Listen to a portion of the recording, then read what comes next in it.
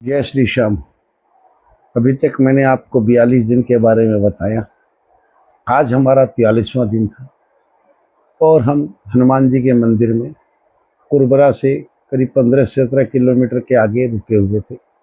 वहाँ हमने बहुत ही प्यारी रात गुजारी, बाबा का गुणगान किया, वहाँ लोगों से बात हुई और फिर हम सो गए थे। सुबह उठ के नहा धो करके वहाँ बहुत ही अच्छी व्यवस्था थी, चाय और हल्का फुल्का नाश्ता करके हम वहाँ से निकल लिए।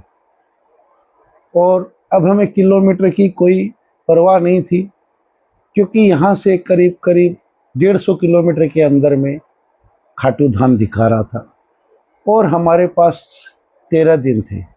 और अगर रिंगस तक हम जोड़े तो 130 किलोमीटर, करीब करीब 120-130 किलोमीटर दिखा रहा था पैदल में, और हमारे पास दिन 12 बचे थे, तो एवरेज 8-10 किलोमीटर की हमारी थी।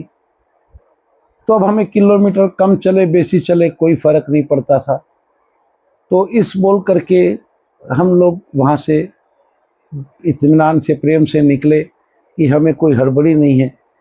निकल करके हम 8-10 किलोमीटर निकले थे, लेकिन हमें खाने की कोई व्यवस्था वैसी नहीं मिल पा रही थी, दुकान वगैरह।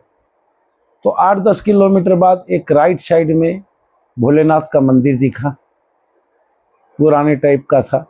हमने वहाँ गेट खटखटाया, क्योंकि थोड़ी थोड़ी धूप भी आ चुकी थी। तो वहाँ पंडित जी ने कहा आइए विश्राम कीजिए। हम विश्राम किए, लेकिन वहाँ खाने की कोई व्यवस्था वैसी नहीं थी। फिर अचानक दिल में ख्याल आया कि हम लोग 43 दिन की यात्रा कर चुके और अभी तक हम लोगों ने एक बार भी कुछ बनाया नहीं। तो कुछ बनाया नहीं, क्यों ना आज अपने हाथों से कुछ बना करके खाया जाए। तो हम लोग तीनों ने बात की, बोला बड़ा मज़ा आएगा। अब अपने पास कोई समय की तो प्रॉब्लम है नहीं, क्यों ना आज दिन का खाना अपने हाथों से बना करके खाया जाए, और फिर जैसा होगा खा करके शाम को अपने यहाँ से निकल जाएंगे। 5 किलोमीटर, 6 किलोमीटर, 7 किलोमीटर जहाँ भी होगा वहाँ पर हम लोग डेरा डाल देंगे। ये सोच करके हम लोगों ने सामान निकाला। वहाँ आलू वगैरह हम लोगों ने मंगा लिए और लिट्टी चोखा का हम लोगों ने प्रोग्राम किया। लिट्टी चोखा का प्रोग्राम करने के बाद हम, हमारे ड्राइवर साहब और कृष्णा, तीनों मिल करके उस प्रोग्राम में निकल गए, क्योंकि वहाँ चूल्हा भी था, सब कुछ था। और एक था कि आज चूल्हे में अपने हाथों से लिट्टी चोखा बनाना है, क्योंकि हमारे साथ जो ड्राइवर थे वो बिहार से थे, तो उनको लिट्टी बनानी आती थी। तो हम लोगों ने आलू वगैरह उबाल करके चोखा वगैरह बना लिया। और पंडित जी लोग वहाँ 3-4 जन थे, उनको भी हमने कहा आज हम आपको हमारे वहाँ जो बनता है लिट्टी चोखा वो खिलाएंगे। तो वो लोग उसको बाटी समझ रहे थे, और हम लोग भी यहाँ बहुत जन बाटी समझते हैं, जिनको नहीं आइडिया होता है।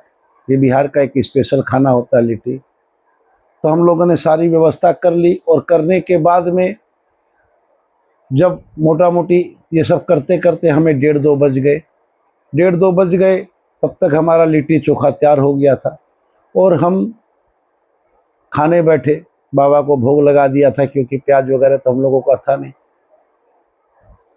ये पहला दिन ऐसा था जिसमें हम लोगों ने अपने हाथ से इस पूरी यात्रा के दौरान भोजन बनाया था, और किसी के साथ बैठ के हमको खाना भी था, क्योंकि वहाँ 3-4 पंडित जी थे, तो उन लोगों ने भी कभी नहीं खाया था लिट्टी चोखा। और हम लोगों ने चटनी बना ली थी।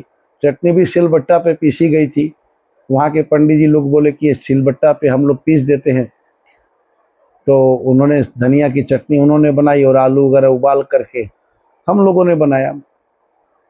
देखिए, लिट्टी हमने बहुत बार खाई, उसका अलग अलग टेस्ट है, लेकिन उस दिन वो खा करके जो सुकून मिला, क्योंकि अपने हाथों से पहली बार हम लोगों ने लिट्टी भरी, हमारे ड्राइवर साहब ने बनाई, चोखा हम लोगों ने बनाया, बड़ा आनंद आया।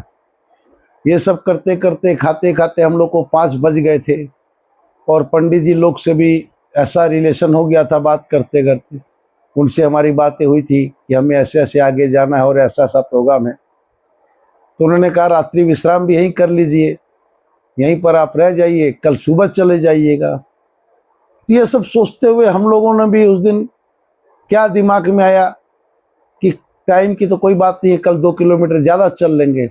और रात्रि डेरा भी उसी शिव मंदिर में ही हमने डाल दिया, जो टोटल 8 से 10 किलोमीटर के दौरान था। इस तरह 43वें दिन की रात हमारी उस मंदिर में ही गुजरी, और रात को भी हमने भोजन में वही लिट्टी चोखा ही खाया। पंडित जी लोग भी खुश हुए, हम लोग भी खुश हुए, और शिव दरबार हनुमान जी के दरबार में हमारी रात गुजरी। इस रास्ते में हमने एक चीज़ खासियत देखी, इस गांव में जितने ज़्यादा मंदिर मिले, शिव जी के या हनुमान जी के ज़्यादा मंदिर होते थे या दुर्गा जी के ज़्यादा मंदिर होते थे। जैसे हमारे यहाँ अलग अलग जैसे होते हैं, जनरल राजस्थान की इन जगह पे हमने देखा शिव मंदिर, हनुमान मंदिर, दुर्गा जी के मंदिर, माता रानी के मंदिर यही ज़्यादा थे।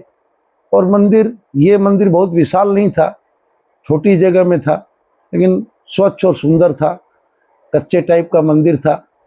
उसी में हमने हमारे 43वें दिन की रात गुजारी। 44वें दिन की बात कल की वीडियो में मैं आपको बताऊंगा। जय जय श्री श्याम।